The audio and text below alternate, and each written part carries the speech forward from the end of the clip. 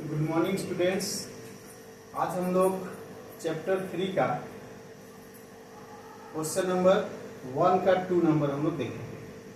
Question number 1 का जो 2 number है वह कहता है कि 5 पेंसिल तथा 7 कलम का मूल्य यदि 50 रुपया है तथा 7 पेंसिल और 5 कलम का मूल्य 46 रुपया है, तो एक पेंसिल और एक कलम का मूल्य क्या होगा, ये हमें ज्ञात करना है। हम ध्यान देंगे कि ये पेंसिल और कलम का मूल्य जो हमें ज्ञात करना है वह हमें ग्राफीय विधि से करना है। तो सबसे पहले हम क्या करेंगे कि मानेंगे कि एक पेंसिल का मूल्य, माना एक पेंसिल का मूल्य क्या है, x रुपया है तथा एक कलम का मूल्य क्या है, y रुपया है। अब चूंकि प्रश्न में बोला है कि 5 पेंसिल तथा 7 कलम का मूल्य 50 रुपया है, इसीलिए चूंकि एक पेंसिल का मूल्य x रुपया है तो 5 पेंसिल का मूल्य कितना होगा, 5x होगा। उसी तरह एक कलम का मूल्य y रुपया है तो 7 कलम का मूल्य कितना होगा, 7y होगा। और क्वेश्चन बोल रहा है कि दोनों का योग कितना है, 50 रुपया है, इसलिए हम क्या करेंगे, 5x + 7y = 50 करेंगे। ये हम लोग का समीकरण 1 हो गया। इसी प्रकार पुनः आगे बोला गया है कि 7 पेंसिल और 5 कलम का मूल्य कितना है, 46 रुपया है। तो 7 पेंसिल का मूल्य कितना हो जाएगा, x के हिसाब से, चूंकि मूल्य x रुपया है तो 7x, और 5 कलम का मूल्य क्या हो जाएगा, 5y। इस प्रकार से जो हम लोग का समीकरण बनेगा वो 7x + 5y = 46। ये हम लोग का समीकरण 2 हो गया। तो जैसा कि हम लोगों ने पहले भी इसके पहले जो 1 नंबर क्वेश्चन था उसमें देखा था कि दोनों समीकरणों को निकालने के बाद उनका हमको क्या करना है, मान निकालना है। ठीक है, जैसे मेरा समीकरण है 5x + 7y = 50। क्या करेंगे, पहले हम 5x को बराबर के बाद ले जाएंगे। तो जैसा कि हम जानते हैं कि कोई भी पद है अगर हम उसको बराबर के बाद ले जाते हैं तो पद के आगे का चिन्ह बदल जाता है। जैसे यहाँ प्लस है तो उधर जाए क्या हो जाएगा, -5 हो जाएगा। इसलिए हम क्या किए, 7y प्लस है ना, और 5x भी प्लस में है, हम 5x को उधर ले जा रहे हैं। तो 5x से हम प्लस में है तो उधर जाए क्या हो जाएगा, माइनस हो जाएगा। इसलिए आप देख रहे हैं हम क्या लिखे हैं, 7y = 50 - 5x। अब y = जब करेंगे तो 7 कहाँ चला जाएगा, इसके नीचे चला जाएगा, यानी y का वैल्यू जो निकलेगा वो 50 - 5x/7। यहाँ जब हम x का मान रखेंगे तो y का मान ऑटोमेटिक निकलेगा। अब हमको ये देखना है कि हम x का क्या मान रखें कि हमको आसानी से वो 7 से कट जाए। अगर मान लीजिए कि हम क्या करते हैं कि x का मान 1 रखते हैं, तो x का मान अगर 1 रखेंगे तो 50, यहाँ पे अगर हम 1 रखते हैं तो 5 × 1 5 होगा, तो 50 में से 5 घटाएंगे तो कितना आ जाएगा, 45 आएगा। 7 के टेबल में 45 तो नहीं आता है, इसीलिए हमको दिमाग से सोचना है कि क्या रखें कि वो 7 से कट भी जाए। तो हम देख रहे हैं कि अगर हम x का मान 10 रखते हैं तो आसानी से 7 से वो क्या हो जाएगा, कट जाएगा। आप देखिए, इसीलिए x का मान क्या रखा गया, 10 रखा गया। तो हम लिखेंगे यदि x = 10 तो y = 50 - 5 × x के जगह में क्या लिखा गया, 10। अब फिर से आगे हम जब करेंगे तो 50 - 10 5 जा 50 हो गया, /7 हो जाएगा। 50 से 50 माइनस करेंगे तो हम लोग आएगा 0, नीचे में आ गया 7 से 0 को भाग देंगे तो क्या आ जाएगा, 0। यानी x का मान अगर 10 रखते हैं तो y का मान क्या निकल रहा है, हम लोग का y का मान 0 निकल रहा है। इसी प्रकार अगर हम x का मान 3 रखते हैं तो क्या हो जाएगा, y = 50 - 5 × 3, 50 = 5 3 जा 15 हो गया। अब 50 में से 15 घटाएंगे तो 35 आएगा, और नीचे में चूंकि 7 है हम लोग का हाल में तो हम 7 लिखते जाएंगे। फिर इसको हम काटेंगे तो 7 बचे 35। इस तरह से हम लोग का क्या आ गया, मान आ गया कितना, 5। तो x का मान अगर हम 3 रख रहे हैं तो y का मान क्या है, 5। अब इसको क्या करेंगे, एक हम टेबल बनाएंगे और टेबल में हम इसको लिख देंगे, x = 10 तो y = 0, x = 3 तो y = 5। जो हमारा आया था उसी को हमने लिख दिया। अब हम पुनः इसी प्रकार समीकरण 2 को सोल्व करेंगे। समीकरण 2 को पहले लिखेंगे 7x + 5y = 46 है। फिर वही काम किया गया, 7x को हम बराबर के बाद ले गए, ये प्लस में है तो उधर जाके क्या हो गया, -7x हो गया। अब हम क्या करेंगे, y बराबर करेंगे तो 5 कहां से आ जाएगा, नीचे।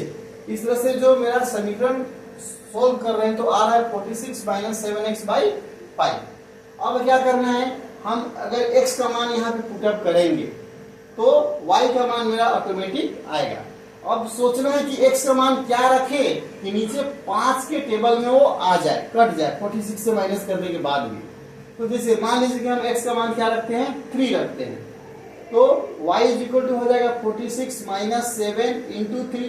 कोई आप जानते हैं कि दो पदों के बीच में कोई चीज नहीं होता है तो गुना होता है, इसीलिए हम यहाँ पे मल्टीप्लाई का चिन्ह दे देंगे। तो 7 3 क्या हो गया 21, तो हम लोग का हो गया 46 माइनस 21 बाई 5। जब हम इसको सोल्व करेंगे तो 5 5 25 कट जाएगा, तो y का मान क्या आ गया 5। इसी प्रकार x इज इक्वल टू 8 है तो y का मान क्या हो जाएगा 46 माइनस 7 8 जा 56।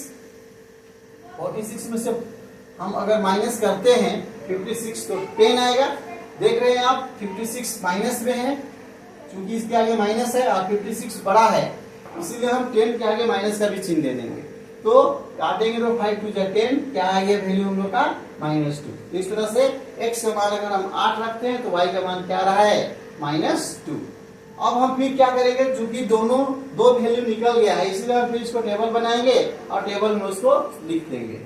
तो इस तरह से टेबल बनाया गया, फिर लिखा गया x इक्वल टू 3 तो y equal to 5, x equal to 8 तो y इक्वल टू -2।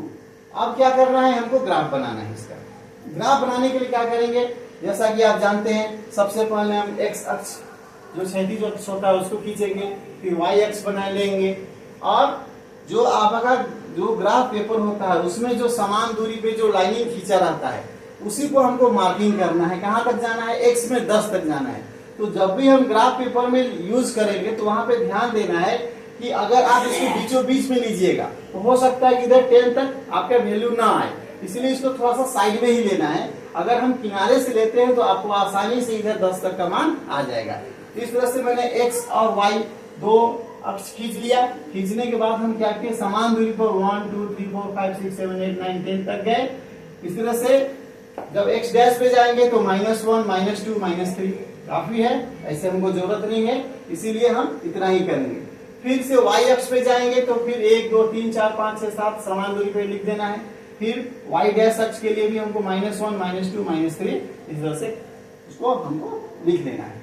अब हम क्या करेंगे कि इसका हम ग्राफ बनाएंगे। आप देख रहे हैं कि समीकरण 1 में x बराबर 10 है तो y का वैल्यू क्या है 0।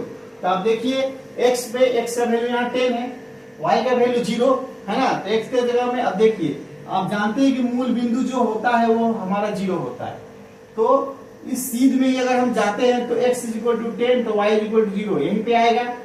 अब आगे हम देख रहे हैं x इक्वल टू 3, x का मान यहाँ 3 है तो y का मान देखिए कितना है 5। तो देखिए इस y अक्ष पे हम 5 को देखेंगे, इस लाइन पे जो बिंदु आएगा वहां पे बिंदु बना देंगे। तो ये बिंदु जो शो कर रहा है x इक्वल टू 3 तो y इक्वल टू 5 को शो कर रहा है। इसी प्रकार हम समीकरण 2 में लेंगे।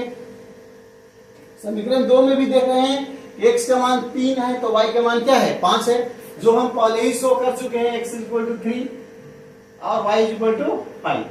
अब आगे हम क्या करेंगे, x का मान कितना है 8 है तो y का मान 2 है। देखिए x का मान 8 कहां पर आ रहा है, x का मान 8 यहाँ पे आ रहा है, तो 8 के सीधे में अब इधर आप y के डैश में जाइए तो यहाँ -2 आ रहा है। तो इस हम देख रहे हैं कि -2 के सीधा में 8 पर यहाँ पर बिंदु बनेगा, इसको हमने पॉइंट आउट कर दिया। अब क्या करेंगे, दोनों बिंदुओं को प्रथम जो समीकरण था उसके दोनों बिंदुओं को हम क्या करेंगे, स्केल से लाइन से खींच देंगे। उस तरह से हम दूसरा जो समीकरण है उसका भी दोनों बिंदुओं को हम क्या करेंगे, स्केल से इस तरह से लंबा खींच देंगे। तो हम पाएंगे कि दोनों आलेख जो है एक दूसरे को एक बिंदु पर काटते हैं। जिस बिंदु पर काटते हैं वो क्या कौन से बिंदु है, 3 और 5 है। यानी x का मान 3 तो y का मान 5। जो हम लोग का प्रतिच्छेद बिंदु है वो है 3 5। तो इस तरह से हमने देखा कि चूंकि प्रतिच्छेद बिंदु 3 5 है यानी x इक्वल टू 3 निकलेगा तो y इक्वल टू 5 निकलेगा। इस तरह से हम एक पेंसिल का मूल्य, चूंकि x मान चुके हैं तो इसलिए एक पेंसिल का मूल्य हो गया x इक्वल टू 3 रुपया और एक कलम का मूल्य कितना हो जाएगा y इक्वल टू 5 रुपया।